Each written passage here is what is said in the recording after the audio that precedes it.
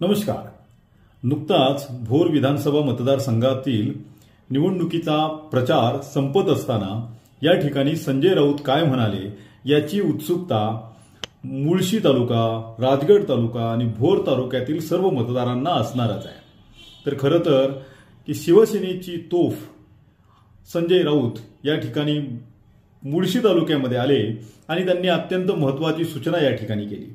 त्यांनी सांगितलं की खरं तर शिवसेना आणि राष्ट्रवादी काँग्रेस ही ज्यांनी निर्माण केली त्यांच्या समोरच निवडणूक आयोगाने त्या ठिकाणी तो पक्ष शरद पवार साहेबांचा नाही तर अजितदादा पवारांचा आहे अशा प्रकारचा एक निर्णय की जो सर्वांना अचंबित करणारा आहे तो दिला।